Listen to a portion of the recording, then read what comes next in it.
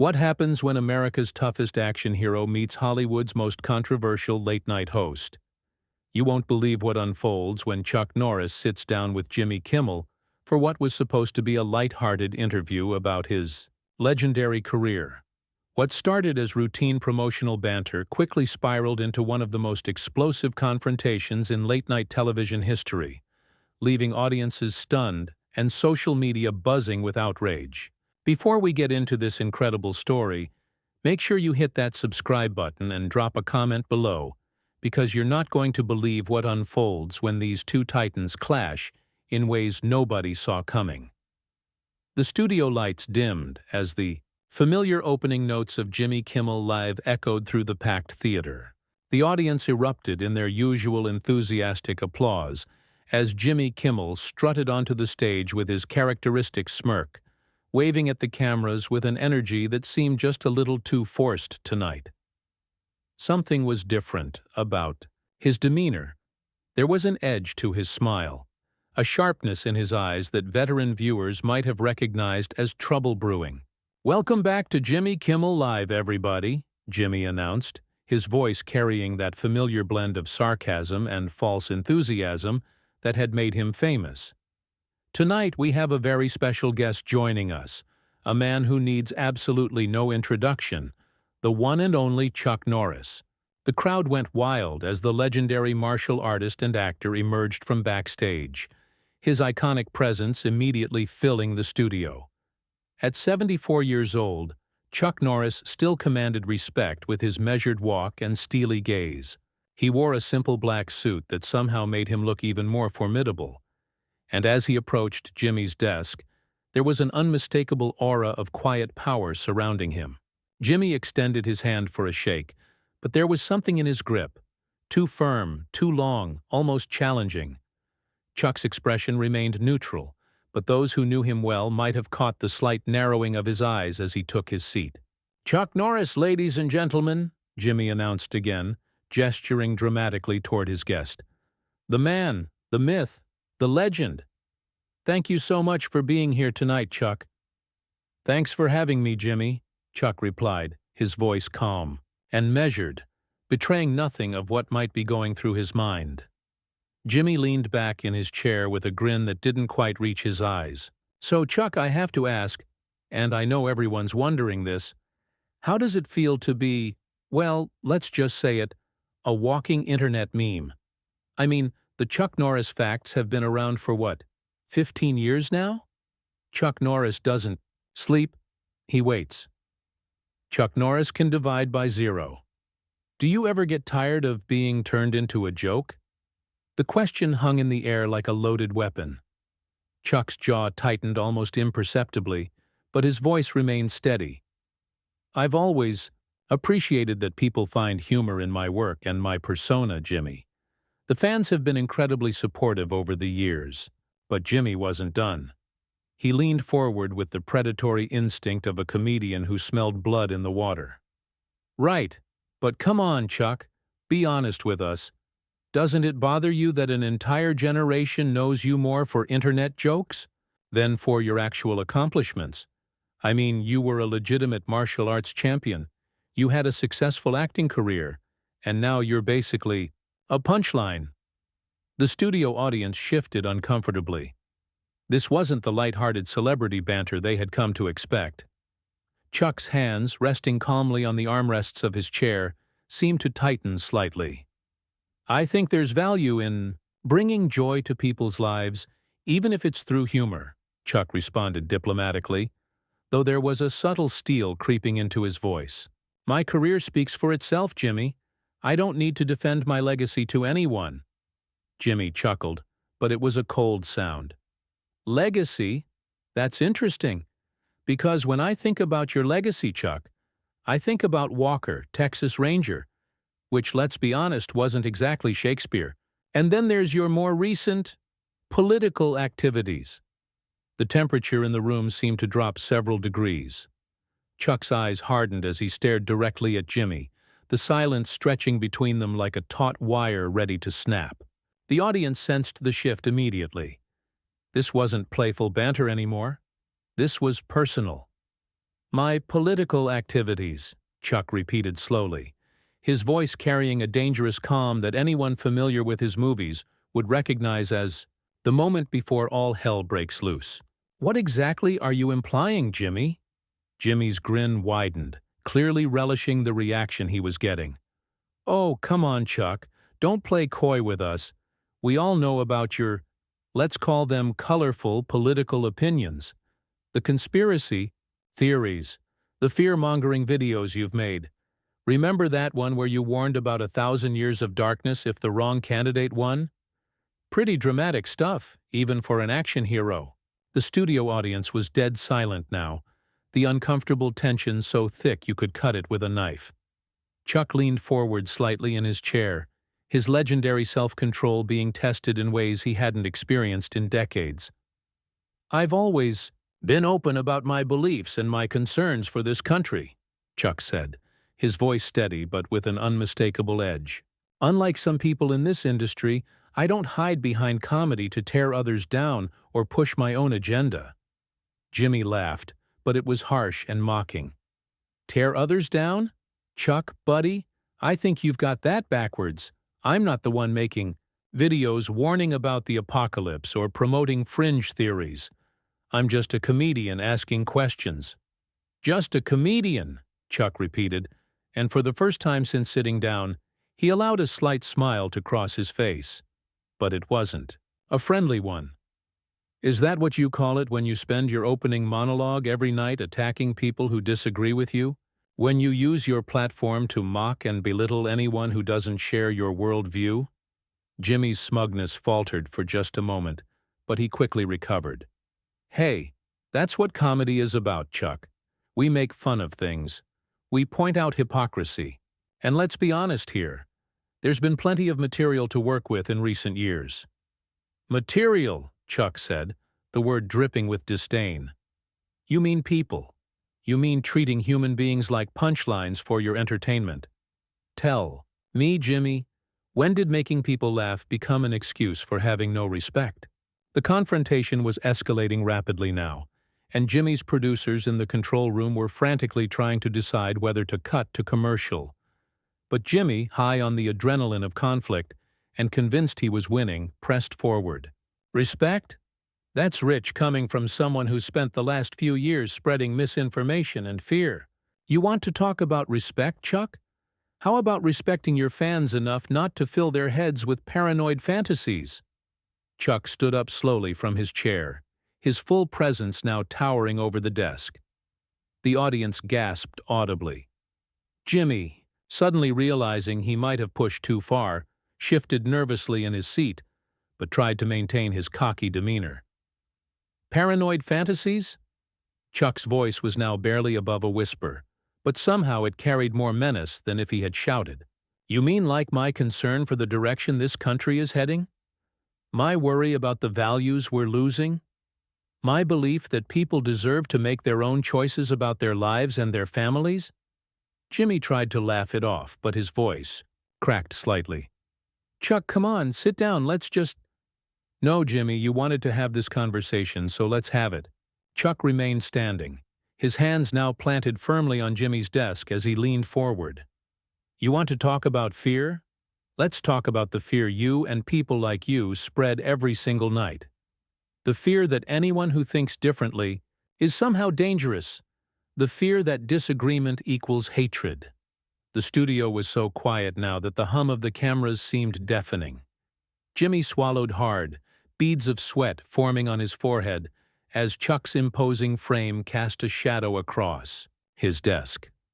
The host's usual quick wit seemed to have abandoned him, but his pride wouldn't let him back down completely. Chuck, look, I think you're taking this a little too seriously, Jimmy stammered, trying to inject some levity back into the situation.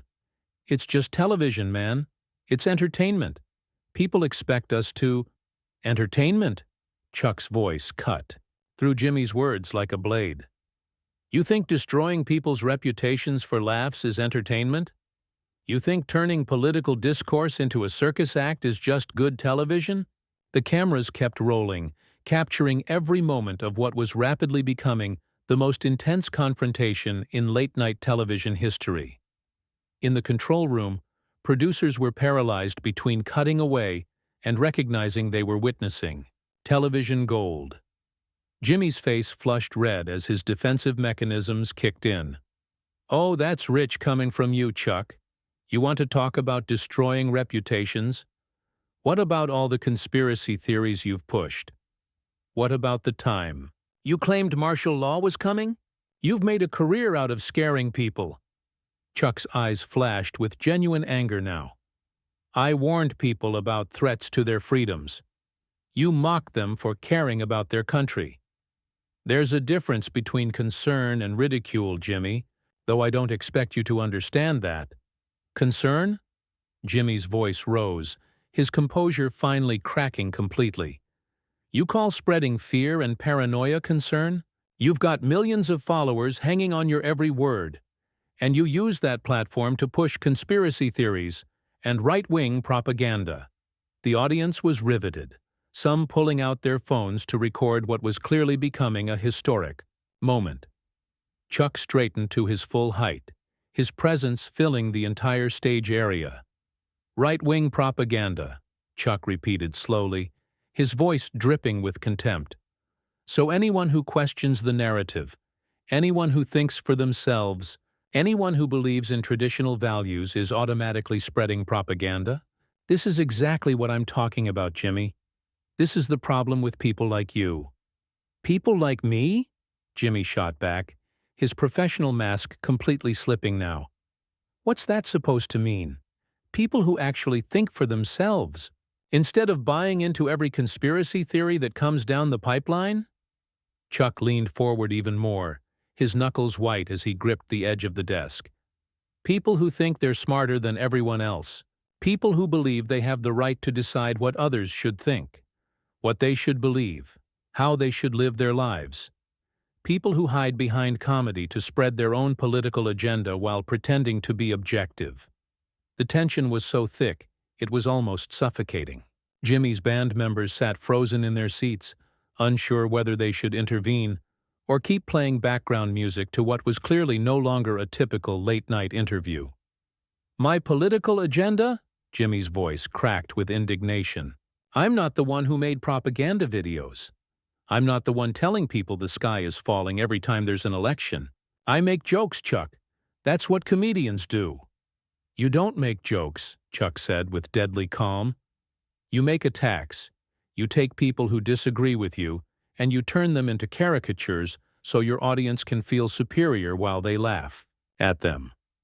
You've turned comedy into a weapon, and you're too coward to admit it." The word coward hung in the air like a gunshot. Jimmy's face went from red to white to red again. He stood up abruptly from his chair, his hands shaking with rage. "Coward? Coward?" Jimmy shouted, his voice echoing through the studio. "You want to call me a coward? You're the one who runs around telling people to be afraid of their own government. You're the one spreading fear and division. And now you come on my show and have the nerve to call me a coward." Chuck didn't flinch at Jimmy's outburst. If anything, he seemed to grow calmer as Jimmy lost control. "I call things as I see them, Jimmy. And what I see right now is a man who's built his career on tearing others down, finally getting called out for it." The confrontation had reached a fever pitch. Jimmy's security team began moving closer to the stage, unsure of how to handle a situation that had spiraled completely out of control. The audience was on the edge of their seats, phones held high, capturing every explosive second of what would surely become the most talked-about late-night television moment in years. "You know what your problem is, Chuck," Jimmy seethed, his voice shaking with barely contained fury. "You live in the past.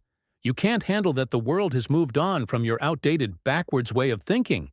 You're a relic, a has-been who's desperate to stay relevant by pandering to people who are just as scared of change as you are." The insult hit its mark. For the first time since the interview began, Chuck's legendary composure showed visible cracks. His jaw clenched, and those who knew his movies recognized the look.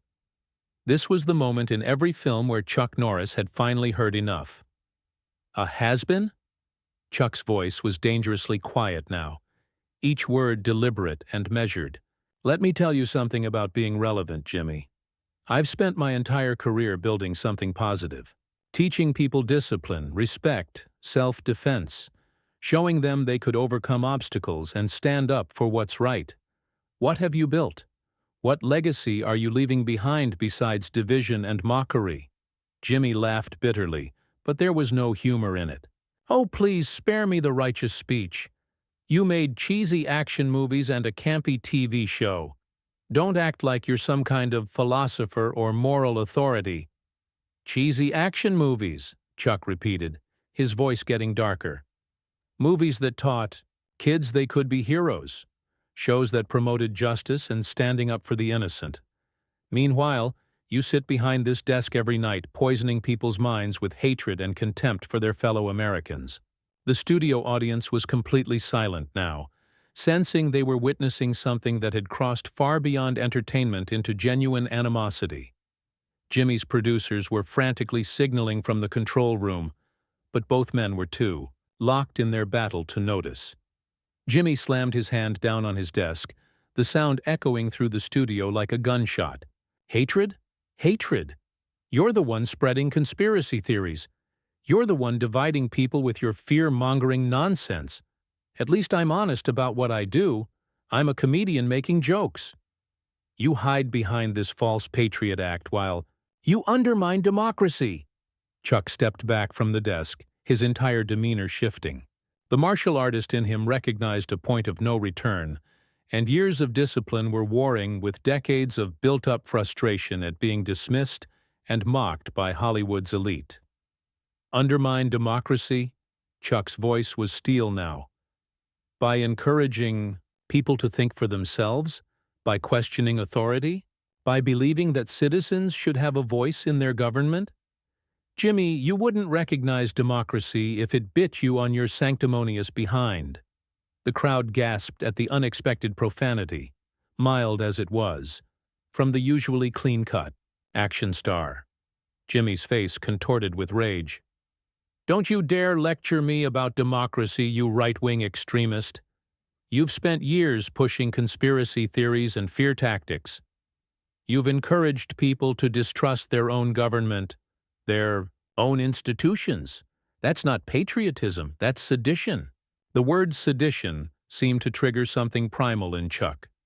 His hands slowly curled into fists at his sides, and for a moment everyone in the studio held their breath, wondering if America's most famous martial artist was about to demonstrate why he'd earned that reputation.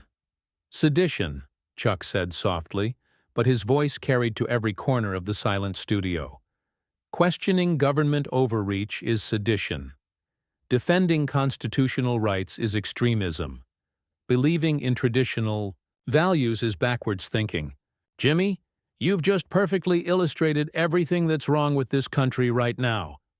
Jimmy sensed he had pushed Chuck to a breaking point, but his ego wouldn't let him stop. Everything that's wrong? The only thing wrong here is washed up. Action stars thinking their opinions matter more than facts. You're not some wise sage, Chuck. You're just another celebrity who's lost touch with reality. Chuck took a deep breath, his fists slowly unclenching. When he spoke again, his voice had returned to its earlier calm, but there was something final about it, like a judge delivering a verdict. Lost touch with reality, he repeated. You know what, Jimmy? You're absolutely right about one thing. I am just a celebrity, just an actor, just a man with opinions. But at least I've never pretended to be anything else. At least I've never hidden behind comedy to avoid taking responsibility for the poison I spread. Chuck straightened his suit jacket with deliberate precision, his movements controlled and dignified despite the chaos swirling around him. The studio lights seemed to dim everything else as he commanded the entire space with his presence. You want to know what I see when I look at you, Jimmy? Chuck continued, his voice carrying the weight of absolute conviction. I see a man who's forgotten what it means to have principles. A man who's traded his integrity for applause lines and Twitter trends. You've become everything that's wrong with this industry.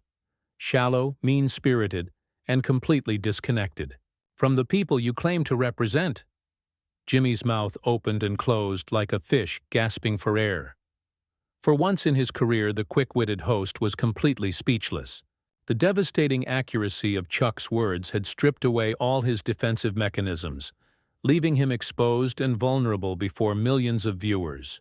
"You think you're some kind of moral authority because you make jokes about people you disagree with," Chuck pressed on, his voice growing stronger with each word. "But you're not a moral authority, Jimmy. You're not even a good comedian. You're just a bully with a platform, and bullies eventually get what's coming to them." The audience was completely transfixed, watching as one of Hollywood's most respected figures systematically dismantled one of its most prominent hosts. Jimmy's face had gone from red to pale, sweat beading on his forehead as he struggled to find some way to regain control of the situation. "Chuck, look, maybe we both got a little heated here," Jimmy stammered, his voice cracking as he desperately tried to salvage the interview. "Why don't we just take a step back and—" "No," Chuck cut him off with finality. "There's no stepping back from this, Jimmy. You wanted to embarrass me on national television. You wanted to make me look like a fool in front of your audience. Well, congratulations. You've shown everyone exactly who you really are." Chuck began walking toward the edge of the stage, but then stopped and turned back to face Jimmy one final time. The camera captured the moment perfectly. Chuck Norris, standing tall and proud, facing down a host who looked like he wished he could disappear into his chair. "You know what the real tragedy is here, Jimmy?" Chuck asked, his voice now carrying a note of genuine sadness. "You had a platform that could have brought people together. You could have used your show to heal divisions, to find common ground, to remind Americans what we all share. Instead, you chose to divide. You chose to mock. You chose to spread the very hatred you claim to oppose." Jimmy finally found his voice, but it came out as a desperate whisper. "Chuck, please don't leave like this. We can work this out. We can—" "Work this out?" Chuck's laugh was cold and bitter. "Jimmy, this isn't something you work out. This is who you are. This is who you've chosen to be. And frankly, I have better things to do than waste another minute of my life listening to your excuses." With that, Chuck Norris turned his back on Jimmy Kimmel and began walking toward the exit. The audience sat in stunned silence, unsure whether to applaud or remain quiet. Some began a tentative clap, which quickly grew into thunderous applause. As Chuck reached the edge of the stage, Jimmy called out desperately, "Chuck! Chuck! Come on! Don't walk out! We're live! You can't just—" But Chuck never looked back. He raised one hand in a brief wave to the audience, a gesture of respect for them, not for the host, and disappeared backstage, leaving Jimmy Kimmel sitting alone at his desk, looking smaller and more pathetic than he ever had in his entire career. The studio fell into an awkward silence that seemed to stretch on forever.